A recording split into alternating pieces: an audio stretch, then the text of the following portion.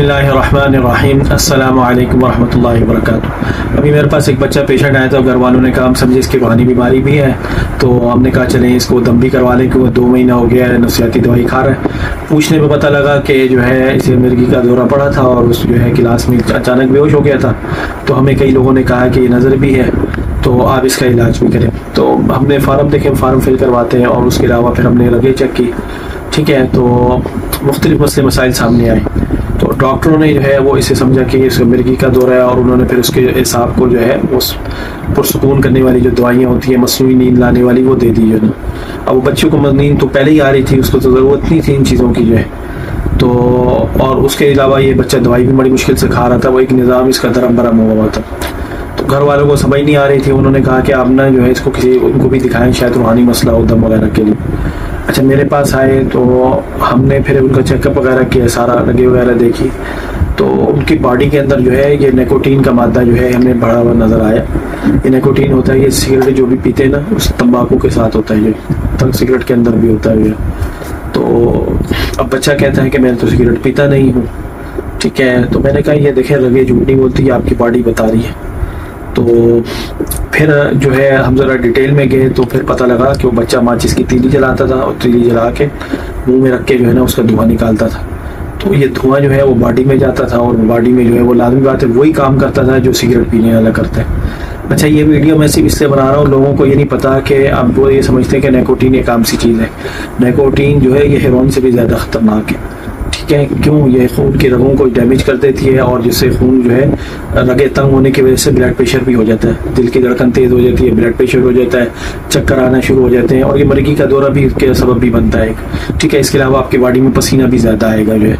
तो ये सारे मामले होते हैं। अब जितने भी आजकल आ गए ये इलेक्ट्रॉनिक सिगरेट आ गए हैं, ठीक है, शीशा है, फ्लेवर आ गए, मुख्तलिफ ऐसी टॉफ़ियाँ जेलियाँ आ गई हैं जिनके अंदर निकोटीन है और ये निकोटीन आपकी बॉडी में जब बढ़ता जाएगा एक हद तक आपकी बॉडी से कबूल करती है। ये हमारी बॉडी में बनता नहीं है, अल्लाह ताला ने नहीं रखा हुआ ये हमारी बॉडी के अंदर, इसका कोई फ़ायदा नहीं है, ठीक है। लेकिन ये जब आपकी बॉडी में अगर आप बाहर से चीज़ें लेते हैं, क्योंकि अब आप हमारे पास सब्जियां भी आ रही हैं, देखिए बैगन है, आलू है, ठीक है, ये इन चीज़ों के अंदर भी होता है। तो ये क्या करता है, जब आप इसको अब जो लोग रोज़ आलू खाते हैं उनकी बॉडी में रोज़ ये निकोटीन बढ़ता जाता है जो ना, ठीक है। मेरे भाभी एक बुजुर्ग भी होके गए, ठीक है, उनके वो आलू खाने की वजह से था उनकी बॉडी के अंदर जो है। तो ये मुख्तलिफ असबाब होते हैं। तो हमारा ये नहीं होता कि हम मसनूई तौर पे इलाज करें, असल जड़ को देखते हैं, जड़ की बीमारी क्या है और उसको ख़त्म करें।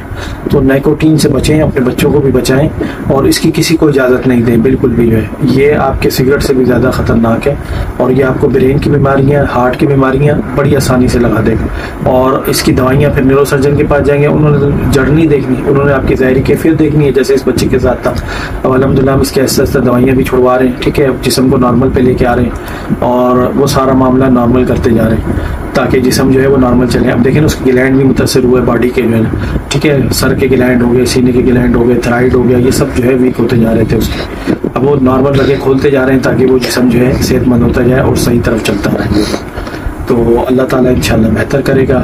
तो बताने का मकसद ये है कि निकोटीन से बचें और कोई भी धुएं वाली चीज़, ये निकोटीन याद रखें धुएं वाली चीज़ से भी आ जाता है, सिगरेट पीने से भी आ जाता है और जो लोग पी रहे हैं उनके साथ बैठने से भी आपकी बॉडी में मुंतकिल हो जाएगा। इसी तरह इसको छूने से भी आपकी बॉडी में आ जाता है और अगर ये लिक्विड के फॉर्म में हो, लिक्विड फॉर्म को भी जैसा आप अपने टच करेंगे तो आपके जिस्म में आ जाएगा ये, ठीक है। और इसी तरह जो केमिकल स्प्रे वाली चीज़ें जिनके अंदर निकोटीन होता है उनसे भी आ जाता है। तो इससे बचें और अपने बच्चों को भी बचाएं, नहीं तो फिर आपको ऐसी नफसियाती बीमारियां लगेंगी और आप समझेंगे कि हमें रात को नींद नहीं आ रही, मिर्गी के दौरे पड़ रहे हैं और ये सारा कुछ हो रहा है। और फिर आप जो है डॉक्टरों के पास भागेंगे और मेडिसिन पे फिर उन्होंने कहा था 7 साल तक मेडिसिन चलेगी। अभी बच्चा जो है मेरे पास आया अल्हम्दुलिल्लाह हफ्ते के अंदर, अल्लाह ताला आराम देने वाला है, तो वो ठीक हो गया जो है ना। तो बताने का मकसद ये है कि ये निकोटीन जो है ये ख़तरनाक है और इसको मामूली ना लें। और इसी तरह जो है फ्राई चिप्स जो है ये भी कम खाया करें, ये निकोटीन चिप्स के आलू के अंदर भी होता है। रोज़ आप आलू खा रहे हैं, रोज़ आलू खा रहे हैं तो आलू किसमें आपकी बॉडी में निकोटीन का मिकदार जो है वो बढ़ती जाएगी, ठीक है। तकरीबन 15 ग्राम होता है 100 ग्राम में जो ना, तो माइक्रोग्राम जो है। तो ये इस तरह अगर आपकी बॉडी में बढ़ता जाएगा, एक वक्त आएगा कि निकोटीन आपकी बॉडी में हाई हो गया तो फिर आपके साथ कई मसले मसाइल होंगे। तो हमारा ये होता है नेचुरल को हमने फॉलो करना है, क्योंकि हमारा नेचुरल के साथ है, बॉडी के साथ है।